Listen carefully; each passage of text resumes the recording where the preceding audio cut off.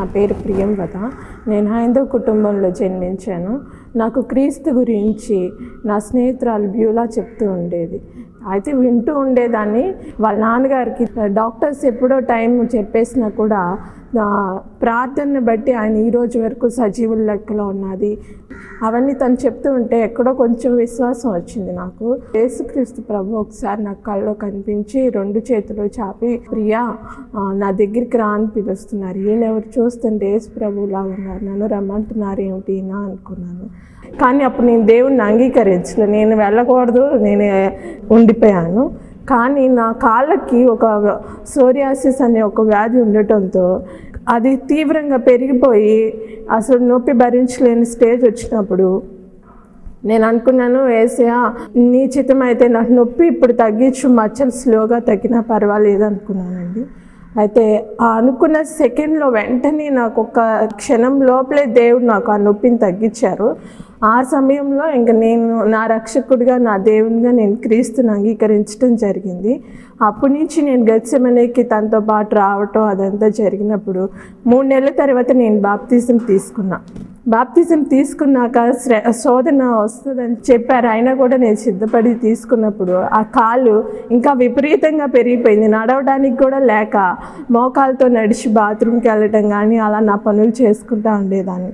అలాంటి సమయంలో నేను మా ఆత్మీయ తండ్రి దగ్గరికి వచ్చి నేను ఆ కాలు చూపించి బాధపడి ప్రార్థన చేయమన్నప్పుడు ఆయన నా కాలుని తన అరచేతులతోటి పట్టుకుని చెప్పారు, నేను ఇది ఛాలెంజ్గా తీసుకుని ప్రార్థన చేస్తానమ్మా అని చెప్పారు.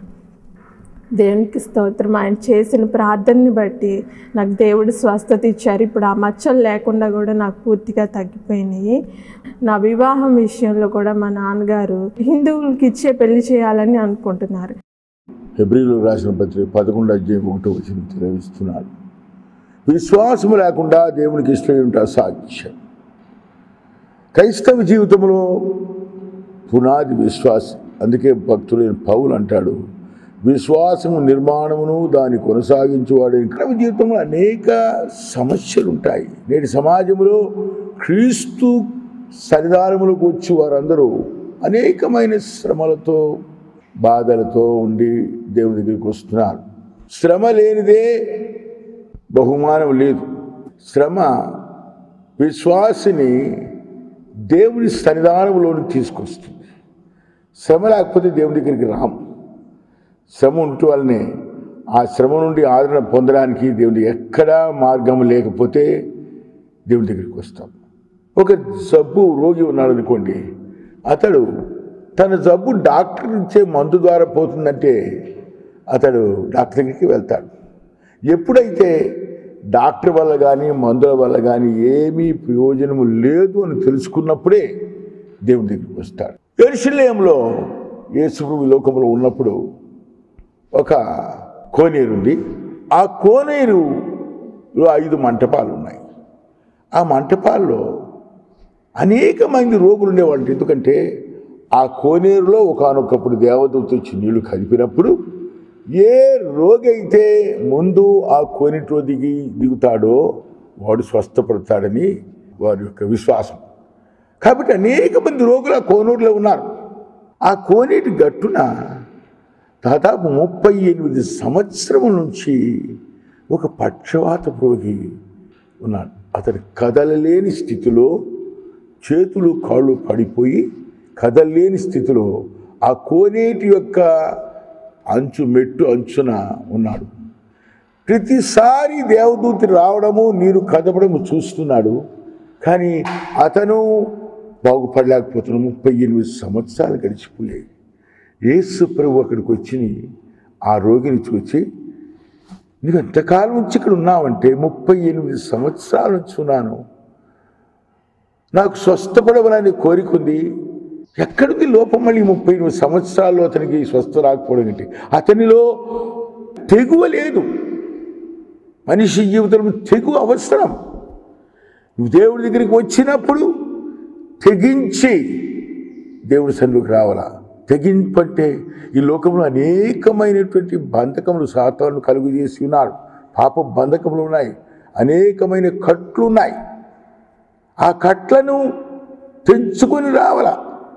పుట్టుగుడ్డివాడు బట్టపరుచుకొని దారి ప్రక్కన కూర్చొని రక్తపరుచుకొని తిరిగి మెత్తున్నాడు. అతడు యేసు ప్రభు స్వస్థపరుస్తాడని తెలిసి, నజరేయుడు యేసు నన్ను స్వస్థపరిచు, నువ్వు తప్ప నాకు మార్గము లేదు, దావీదు కుమారుడు అని కేక వేసినప్పుడు అనేకులు వారిని అడ్డుపరిచారు. కేక వేయద్దన్నారు. నువ్వు కేక వేస్తే వింటాడా అని అతను అడ్డు చెప్పారు. కానీ వారి మాట లక్ష్య పెట్టక వాడు కేక వేశాడు. యేసు ప్రభు అని కేక విని ప్రతిమయా లేచిరమని పిలవగని వాడు తన పరుచుకున్న బట్ట, అంతవరకు అక్కడ ఆ బట్టపైన నాణ్యములు అవన్నీ పాత స్థితి అంతా విడిచిపెట్టేసి, దేనిని లక్ష్య పెట్టక తను గుడ్డివాడినే విషయం కూడా విస్మరించి పరిగెత్తుకునిచ్చి యేసు ప్రభు మాటేసుకున్నాడు. ఎలాగా? ఆ స్వరము వినబడిన దిక్కునకు పరిగెత్తాడు. యేసు ప్రభు దగ్గరికి వచ్చాడు, స్వస్థ పొందాడు. ఈ బెతస్దా కోనేరు దగ్గర ఉన్నవాడు ఎప్పుడైతే, అయ్యా 38 సంవత్సరములు నేను ఇక్కడ రోగగ్రస్తుడై ఉన్నాను, దేవదూత వచ్చి నీళ్లు కదిలి నన్ను ఎవరు నాకు సాయం చేయలేదు అన్నప్పుడు ప్రభు అన్నాడు, లేచి నీ పరిపెత్తుకున్నాడు అని కేక వేసినప్పుడు ఆ కేక విన్నవాడు కేకకు లోబడి లేచిపోయాడు, విశ్వాసం ఉంచాడు, స్వస్థపడ్డాడు. యేసునందు విశ్వాసం ఉంచుము. గడిచిన జీవితంలో నేను గురిదరి లేని వాడిగా జీవించాను. ఎందుకంటే దేవుడెవరు మాకు తెలియదు.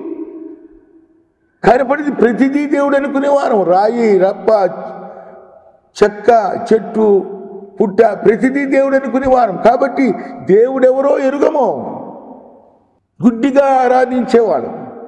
కాబట్టి నిరీక్షణ లేదు, విశ్వాసం లేదు.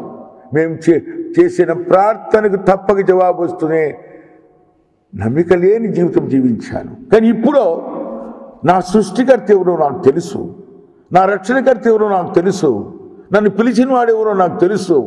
కాబట్టి నన్ను పిలిచిన వాడు నమ్మకస్తుడనే విషయం కూడా నాకు తెలుసు. కాబట్టి నేను ప్రార్థన చేస్తే ఆయన వింటాడు. ఇప్పుడు ఆయన క్రీస్తు అంటున్నాడు, అడుగుడి మీకు ఇవ్వబడున్నాడు. అడుగునప్పుడు విశ్వాసంతో అడిగి తప్పక నెరవేరు పొందుతాము. నేను అడిగితే నా ప్రభు తప్పక చేస్తాడు. ప్రభు చెప్పాడు, మీ తండ్రి ఈ లోకపు తండ్రి ఉన్నాడు అనుకోండి, కుమారుడు చేపనడిగితే పామునిస్తాడా, రొట్టెనిడితే రాయినిస్తాడా అన్నాడు.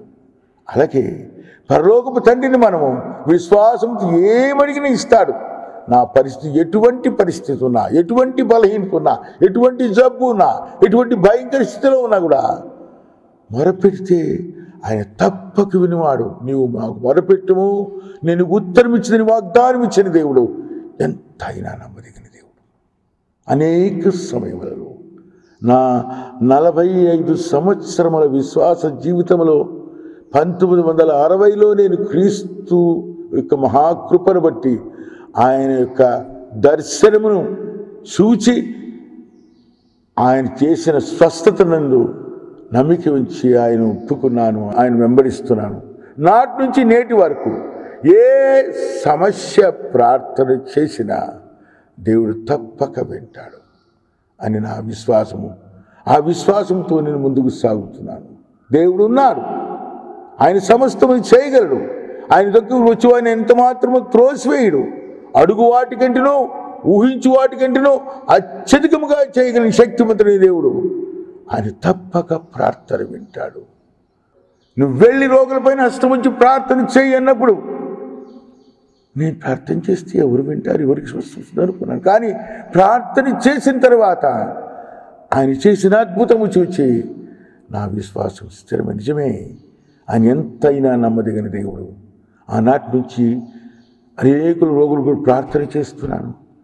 ప్రతి ప్రార్థనకు ఆయన జవాబిస్తున్నాడు. ప్రతి రోగి ఎటువంటి రోగమైనా. కలకటా నుంచి ఒకసారి ఒక సహోదరుడు రాజన్ గారిని ఆయన వచ్చారు. ఆయన ఒకప్పుడు కస్టమ్స్లో ఆఫీసర్గా పనిచేసేవాడు. ఒకసారి ఆయన బెజవాడ వచ్చాడు. ఆయన వెంట ఒక యూరోపియన్ కీట్షా అని ఆయన వెంట తీసుకొచ్చాడు. అప్పుడు ఆంధ్ర మహాసభలు కృష్ణగుడి రాణిగారి తోట జరుగుతున్నాయి. ఆ తోట మీటింగులకు నా వెంట ఆయన వచ్చారు సాయంకాలం.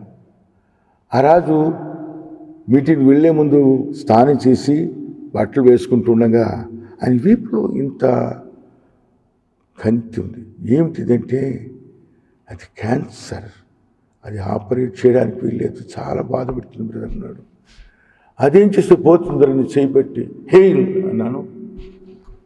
మేము వీళ్ళు బట్టలు వేసుకుని వెళ్ళిపోయాం. మరుసటి రోజు అదే సమయంలో మీటింగ్లు వెళ్ళడానికి అతను స్నానం చేసి బట్టలు వేసుకుంటున్నాడు. ఒక పెద్ద నిమ్మకాయంత గడ్డ అలా చేతిలోకి వచ్చేసిన ప్రేమ దేవులారా, ఇది యథార్థము, సత్యము. ఆయన ఆశ్చర్యం ఏమిటన్నాడు? That is what is God, Christ, that is healing. దేవుడు చేసే అద్భుతం అది. దేవుడికి స్తోత్రం. అప్పుడు కీర్చాను, బ్రదర్ ఈ కర్చీఫ్ ప్రార్థన చేసిస్తే నా తల్లి లివర్పూల్లో క్యాన్సర్తో బాధపడుతుంది, ఆమెకి కర్చీఫ్ పంపిస్తాను, I'm sure she will get healed, తప్పక స్వస్థపడుతుంది అన్నాడు.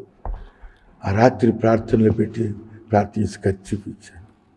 అది పంపిన నెలకంతా ఆమె దగ్గర నుంచి వచ్చింది. నాకు ఇప్పుడు ఎంతో బాగుంది, క్యాన్సర్ లేదని రిపోర్ట్ వచ్చింది. దేవునికి స్తోత్రం. ఎంత ఆశ్చర్యకరుడో. కాబట్టి ఈ బెతెస్దా కోనేరు దగ్గర ఉన్నవాడు 38 సంవత్సరములు తెగువలేక విశ్వాసము ఆ కోనేటిలో దేవత దూత దిగి నీళ్లు కదుపుతుందని తెలుసు, అనేకులు స్వస్థపడి చూస్తున్నాడు, కానీ తాను తెగించి పాలు పొందలేక 38 సంవత్సరం వ్యర్థపరుచుకున్నాడు. కానీ ఎప్పుడైతే యేసు మాటకు లోబడ్డాడో, యేసు చెప్పిన మాటకు లేచాడో, స్వస్థపడిపోయాడు. దేవునికి స్తోత్రం. ఎంతమంది దేవునికి స్తోత్రం. పాల ఫ్యాక్టరీ దగ్గర నుంచి ఓ యవనస్తురాలు భార్యాభర్తలు వారిద్దరి బిడ్డలతో కొద్ది రోజులు దాదాపు 2 సంవత్సరం కిందట ప్రార్థనకు వచ్చారు. ఇద్దరికి ఎయిడ్స్, ఆ ఇద్దరి పిల్లలు కూడా ఎయిడ్స్. నలుగురు ఇంట్లో ఉన్న నలుగురు ఎయిడ్స్తో ఉన్నారు. అయ్యా ఎయిడ్స్తో ఉన్నాం, అయ్యా నా దగ్గర ఏ శక్తి లేదు, ఏ మందు లేదు, ప్రార్థన చేస్తాను, దేవుని చిత్తమైతే నీకు స్వస్థ వస్తుంది, నీవు విశ్వాసము స్థిరమైతే నీకు స్వస్థ వస్తుందన్నాను. ఆ రోజు శనివారం ప్రార్థనలో ఉన్నారు. ప్రార్థన అయిపోయిన తర్వాత 7 వారాలు శనివారం ప్రార్థనకు రాను ఆయన అన్నాను. 7 వారాలు వచ్చారు. 7వ వారం శనివారం ప్రార్థన అయిపోయింది. ఆ రాత్రంతా ప్రార్థనలో కార్యక్రమం ఉన్నాడు. తెల్లవారి వాక్య వివరణ అయిపోయింది, ప్రార్థన అయిపోయింది. అలా మోకాళ్ళపైన ఏడుస్తూ ఉంటే మల్లీశ్వరరావు దేవుడిని స్వస్థపరిచేది వెళ్ళమన్నాను. అయ్యా నేను వెళ్ళి చూపించుకో, బాగుపడ్డామన్నాను. వెళ్ళిపోయాడు. పరీక్ష చేయించుకో. ఆయన భార్య బిడ్డలకు ఎయిడ్స్ లేదు. ప్రేమ దేవుడు ఇప్పుడు హాయిగా సంపూర్ణ స్వస్థపడి వారు కేఎల్ నగర్లో ఉంటున్నారు. ఎవరైనా వెళ్ళి చూడొచ్చు. స్వస్థపడి ఎయిడ్స్ నుంచి బాగుపడినవాడు. దేవునికి స్తోత్రం. ఎలా సాధ్యం? ఆయనకు అసాధ్యమైనది ఏది లేదు. ఆయన నాకు అసాధ్యమైన కార్యం ఏదైనా కలదా అంటున్నాడు యేసయ్య.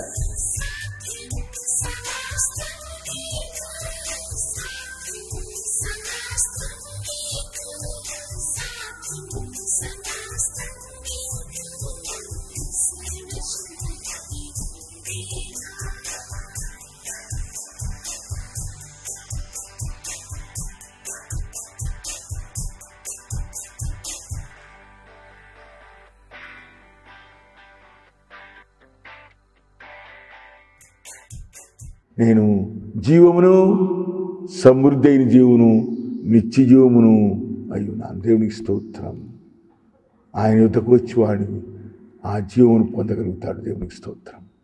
ప్రేమ దేవుని బిడ్డలారా, క్రైస్తవ జీవితం యొక్క పరిపూర్ణమైన స్థితి విశ్వాసము లేకుండా క్రైస్తవ జీవితం లేదు.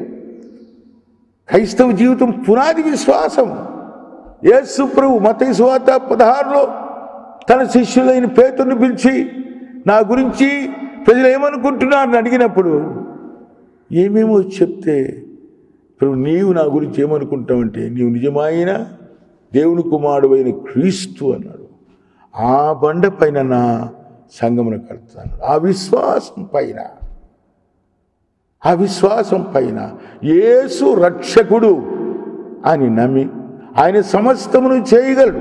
ఆయన దేవుని కుమారుడు క్రీస్తుని విశ్వాసం ఉంచితే స్వస్థత, నమ్మితే చాలు.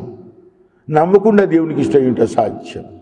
అనేక మంది క్రీస్తు దగ్గరికి వస్తున్నారు. వచ్చిన వారంతా స్వస్థ పొందలేరు. ఎందుకంటే వారి హృదయములో విశ్వాసం, ఆవగింజంత విశ్వాసం అమరి ఉన్న కొండ వెడిలి సముద్రాన్ని కూలగలదే.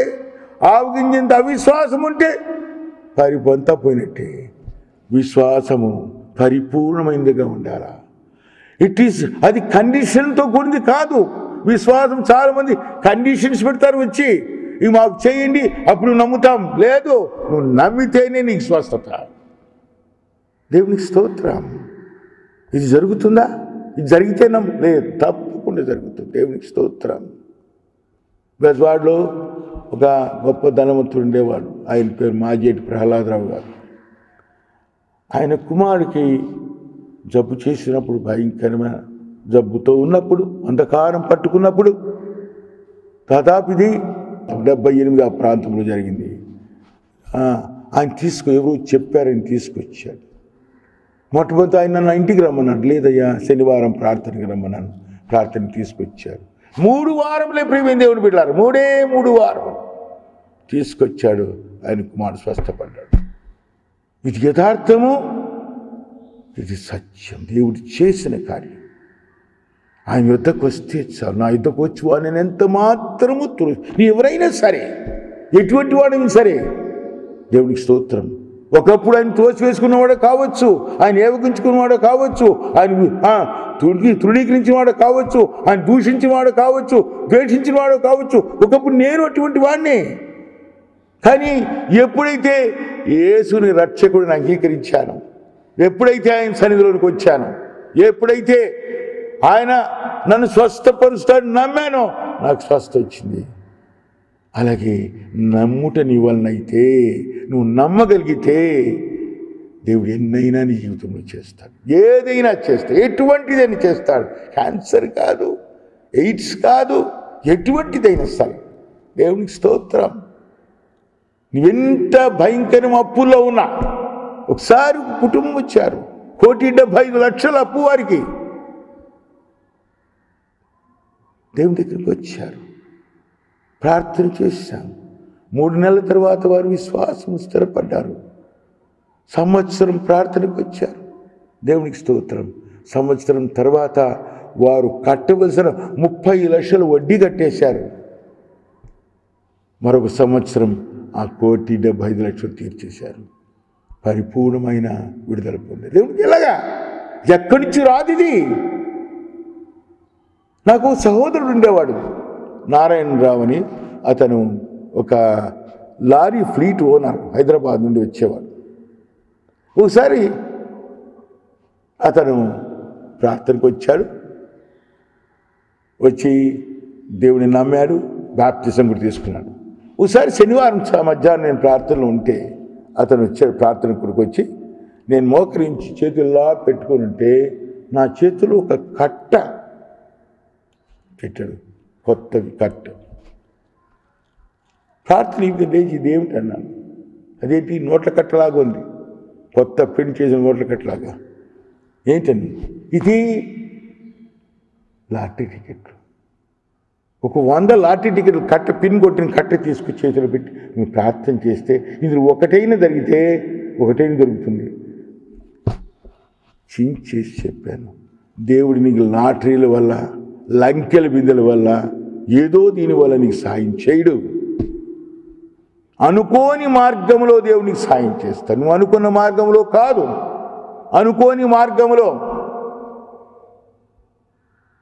ఆయన మార్గములు ప్రత్యేకమైనవి, శ్రేష్టమైనవి.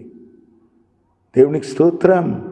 యెహోషువ భక్తుడు 3వ అధ్యాయములదే అంటాడు ఇశ్రాయేలు జనాంగముతో, మీరు నడవవలసిన మార్గము నూతనమైనది, ప్రశస్తమైనది, ఇంతకు ముందు నడిచిన మార్గము కాదు.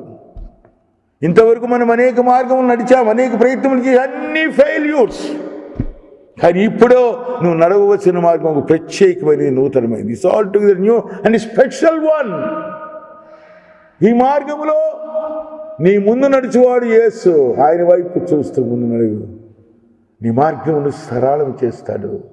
ఆయన తప్పక నెరవేర్పిస్తాడు. వాగ్దానం ఇచ్చినవాడు నమ్మకస్తుడు. సమస్తమును చేయగలిగిన దేవుడు, సృష్టికర్త. ఆయనకు అసాధ్యమైన ఏది లేదు. నీ విశ్వాసం పైన ఆధారపడింది. నువ్వు నమ్మితే నెరవేర్పు పొందుతావు. అటువంటి గొప్ప కార్యములు దేవుడు చేశాడు. దేవుడు ఆశ్చర్యకార్యములు చేశాడు. ఒకసారి నూజివీడి దగ్గర బల్వే అనే ప్రదేశం ఉంది. అక్కడ ఒక సహోదరునికి 83 ఎకరాల పొలం ఉంది. దానిలో 4 మూలల్లో 4 కరెంటు బావులు ఉన్నాయి. సమృద్ధి అయిన నీరు. కానీ అతని పైన అంధకార శక్తుల ప్రభావం వల్ల ఆ 4 బావులు ఉండి కూడా ఆ 83 ఎకరాల పొలమును ముందు పెట్టేశాడు. అప్పుల పాలైపోయాడు. ఆ స్థలంలో మన శక్తు బొందు పెరిగిపోయింది. ఒకసారి ఆ సహోదరి గిరిజ గారు వచ్చి, బ్రదర్ మా స్థలం వచ్చి ప్రార్థన చేయాలి, అందులో అంధకారం ఉంది, అంధకార శక్తుల ప్రభావంలో ఉన్నాడు, నా శక్తి చాలదు. కానీ ఆమె గోజాడితే పోక తప్పలేదు. వెళ్తూ బస్సులో కూర్చొని వెళ్తున్నాను, ప్రభా ఇది నా శక్తికి మించింది నాయన, నువ్వు నాతో లేకపోతే నేను వెళ్ళలేను. కళ్ళు మూసుకున్నాను. నా ముందు బస్సు ముందు ఒక ముసాలి వ్యక్తి గొంగడి కప్పుకొని బలంగా కర్ర పోటేసి నడుస్తున్నాడు. ఆయన వెనక మా బస్సు వెళ్తుంది. ఎంత బస్సు వేగంగా వెళ్ళినా ఆయన దాటిపోలేక ఆయన ముందు నడుస్తున్నాడు. ప్రభా ఎవరు అంటే, ఎదుగు నీవు నన్ను రమ్మన్నావు, నా దూత అయిన మోషేని నీ ముందు పంపుతున్నాడు. దేవునికి స్తోత్రం.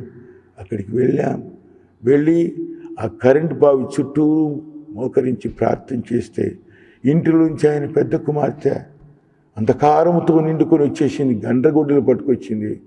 చుట్టూరు తిరిగి చేయలేక గొడ్డలు బావిలో పడేసి వెళ్ళిపోయింది. అంధకారం వదిలిపోయింది. దేవునికి స్తోత్రం. అప్పుడు విలిచి వెళ్తే ప్రార్థన చేశాం. ఆ కుటుంబం ఇప్పుడు సమృద్ధైన స్థితిలో, ఆ బొందుపోయిన స్థలంలో ఇప్పుడు పెద్ద కొబ్బరి తోట ఉంది.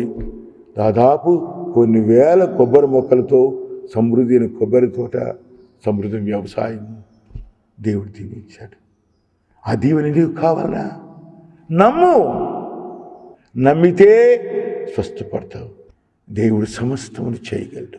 నీ జీవితంలో అద్భుతాలు చేస్తాడు. నా జీవితంలో అద్భుతములు చేసిన దేవుడు నీ జీవితంలో చేస్తాడు. నన్ను ఈ రోజు సజీవులకు ఉంచిన దేవుడు నిన్ను సజీవులకు ఉంటాడు. నన్ను దీవించిన దేవుడు నిన్ను దీవిస్తాడు. నువ్వు నమ్మగలిగితే, యేసు రక్షకుడు నమ్ముతున్నావా? యేసు సమస్తమును చేయగలిగింది నమ్ముతున్నావా? యేసే దేవుడిని నమ్మితే, is the only God, I'm the way, నేనే మార్గం అని చెప్పిన దేవుడు. నీ ధర్మశాస్త్రం ప్రేమించే వారికి ఎంతో నెమ్మది కలదు. వారి తూలి తొట్టుడికి ఏ విధమైన అవకాశం లేదు. There is no chance for any believer to talk. నమ్ము, దేవుని కృప పొందు. దేవుడు తప్పక నీ సమస్యకు నెరవేర్పిస్తాడు. దేవుడు నిన్ను దీవించును గాక. ఆమెన్. ప్రియ ప్రభువా, రక్షకా, నీకు వందనములు చెల్లిస్తున్నాను. ఇదిగో తండ్రి, ఈ సమయంలో నువ్వు తండ్రి స్వస్థపరచువాడని నమ్మి నీ సన్నిధిలోకి వచ్చారు.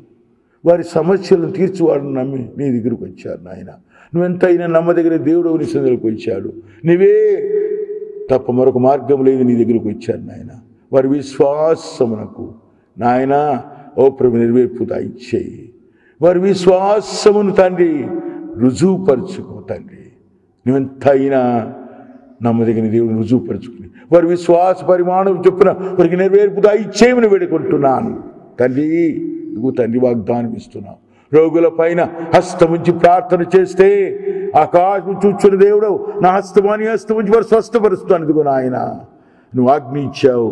రోగులపైన హస్తముంచి ప్రార్థన చేయించుండగా నీ హస్తముంచి వారిని స్వస్థపరి. Heal them Jesus. Redeem them from the clutches of devil. Blessed is thy children. Answer their every prayer.